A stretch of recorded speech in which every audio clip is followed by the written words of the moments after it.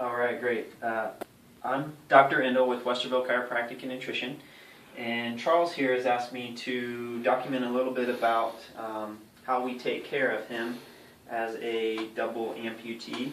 I've been lucky enough to be able to basically help him and help manage what's been going on with his spine through both of the surgeries. And so he's been coming here for probably 20 some years.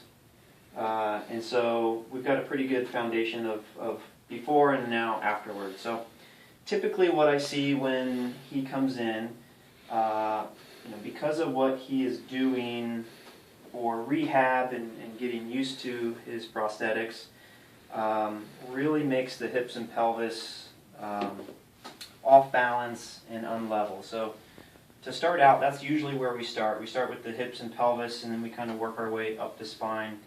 The type of adjusting I do is with what's called a drop table, which you'll get to hear and see in a minute. And then I also use an arthrostem to do some gentle instrument adjusting with Charles.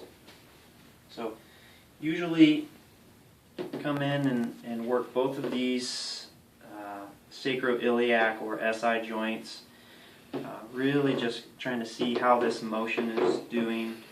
And because of this is the left side is his newer side of being in a prosthetic, that side has been a little bit more of a trouble area for him. And so I'm just putting some motion into the SI joints to see which side is more restricted, the right side here or the left side. And today it's the left side, and it has been for the last 6 or 8 weeks. And so I'm going to use what's called a drop table with him. So in his case, the table lifts up underneath his pelvis, and then when I do the adjustment, it drops down. So a little bit of a loud noise as I do that, but very gentle for his spine and pelvis. So I'm going to come around here.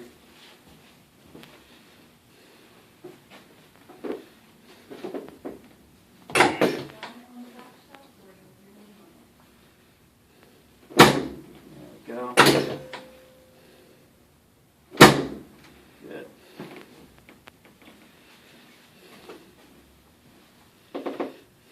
So now I'm feeling these again. He's got a little bit more motion on that left side, which is just what we want to see.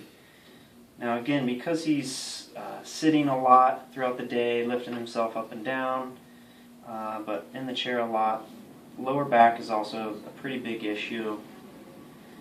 Again, kind of more on this left side. So I'm just putting some motion into the spine to see where we're feeling restrictions at.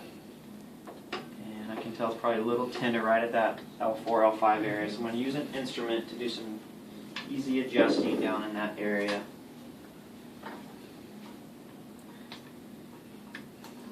So I use this tool with a lot of my patients. Very easy and gentle. Just get some motion into the joints without having to twist and snap and crack them around. It's a great way to just introduce some motion into the joints. Gets the muscles around there firing, gets the joints moving better. And so we're just going to do that, kind of working our way up the spine, just feeling for, in general, where he is having some issues. So I would expect the lower back, and then also knowing him and working with him, because he's using his arms and shoulders so much to lift and carry himself around along with the wheelchair, he also tends to have a lot of issues through the shoulders and up into the lower neck area. So he's using these muscles more than the average or typical person would because of what he's dealing with in the wheelchair. And so a lot between the shoulder blades coming out into the shoulders. We'll see the shoulder blades start to round a little bit. And then a lot through the traps and into the lower neck. So we're going to do the same sort of thing. I'm just pushing on his spine to see what general area that we're feeling some restrictions at. And then I'm going to pinpoint a couple that are not moving as well as they should. We just introduce some motion into those. And overall, as we get to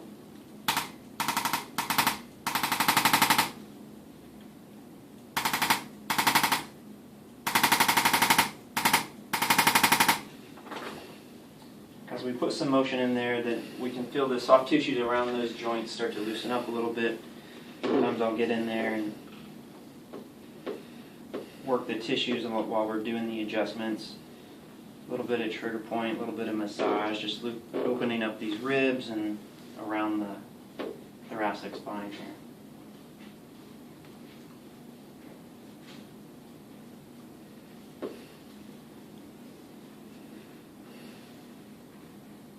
So again, as we're working in this lower neck, kind of the upper back area,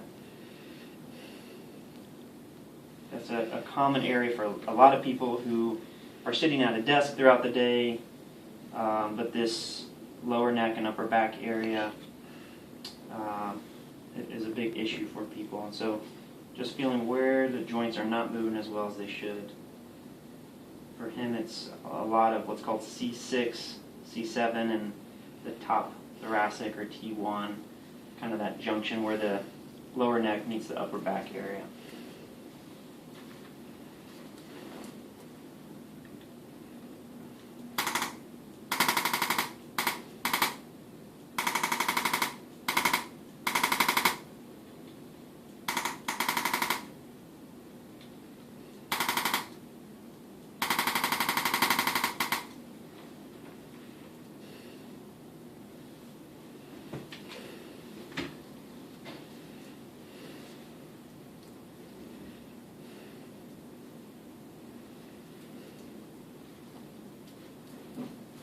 So as he's had issues and been coming in for such a long time, the frequency that we see him changes. We've gone from anywhere from once every 4 to 6 weeks to every couple weeks, just depending on how he's feeling and what he's been having going on. So depending on what is happening with the prosthetics and therapies, we'll adjust that frequency depending on his needs and what's going on with Charles here.